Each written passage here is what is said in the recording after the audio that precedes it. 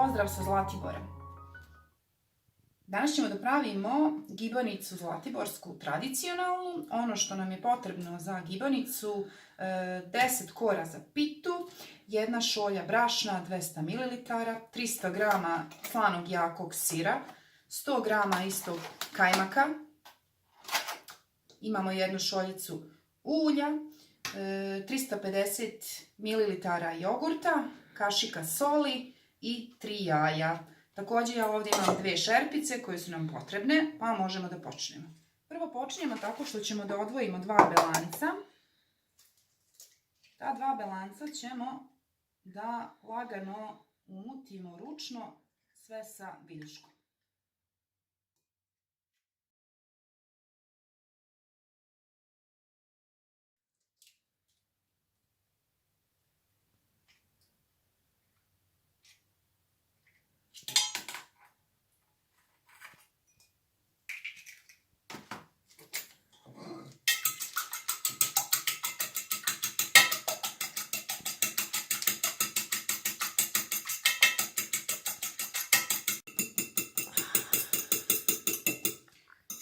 Belanca su penasto umućena, kao što vidite.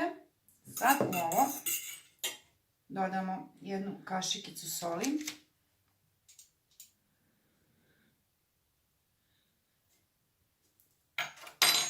Ulje.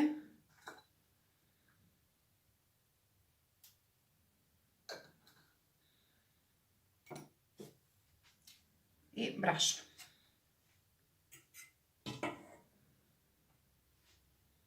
Sve to pomešamo.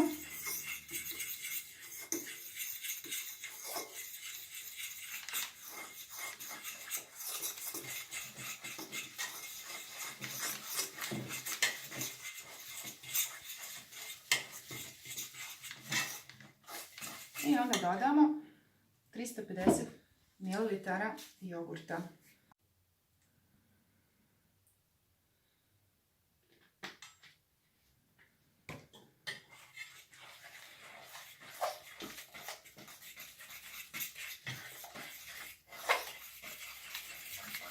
Mešamo dok ne dobijemo jednu jednoličnu smesu.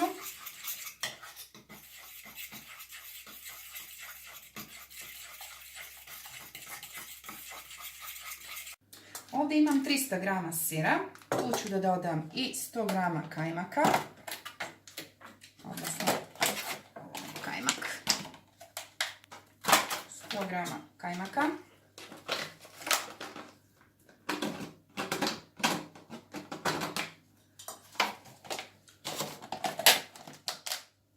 Jednu kašikicu soli. Ne morate previše, ja ću pola, zato što su i sir i kajmak slani. Stavit ćemo na 2 žumanjca koja su nam ostala, kao i 1 čitavo jaje.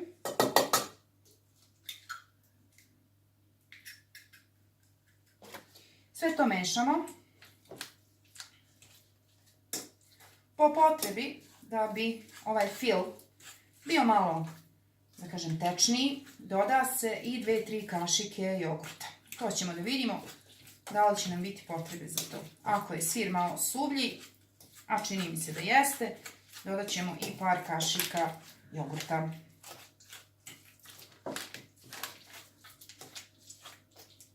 Možemo da počnemo da rebamo gibanicu. Par kapi ulja stavite u tepsicu. Premažete dole tepsiju sa uljem.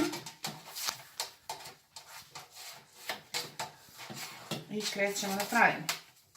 Nisam vam rekla da je gibanica jako sočna i preukusna. Pogotovo jer smo mi danas baš na zlatiborskoj pijaci uzeli sve sastojke. Stavimo 1 koru. Ja sam, kao što vidite, ove kore isekla. Tačno sam izmjerila onoliko koliko mi treba za ovu tepsicu. Pošto imamo malu tepsicu, jer nismo u svom stanu, nego smo na privatnom smeštaju i mala je rerna i prosto smo ograničeni. Tako da možemo i ovako. Nakon toga premožemo ovaj beli sos koji smo prvo napravili.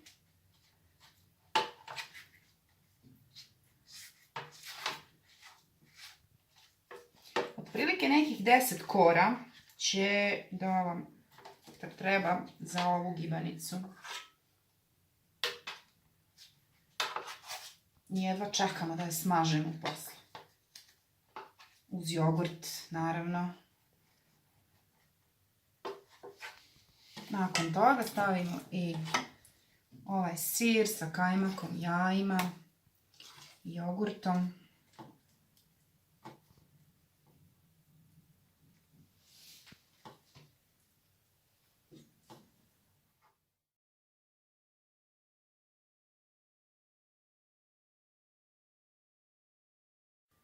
Sada redamo sve ostale kore i ponovimo postupak, a pored toga uključite rernu na 200 stepeni, pa da počnemo.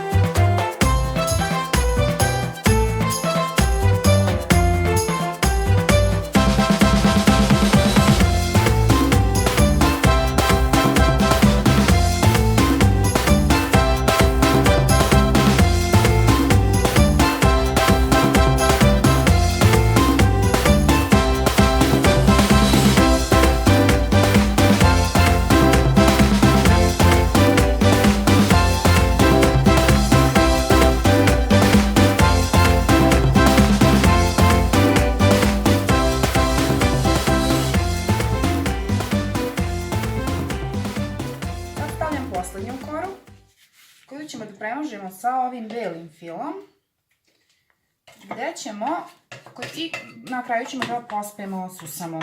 Nakon toga ubacimo rernu, pečemo prvih, pa eto da kažem nekih 180 stepeni, 20 minuta i to je to.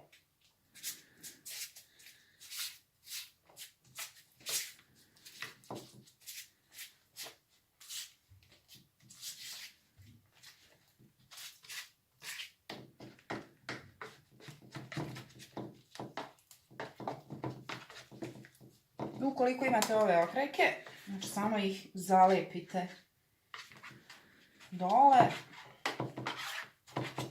Natopljena je gibanica, odlično i mislim da će da bude sjajna.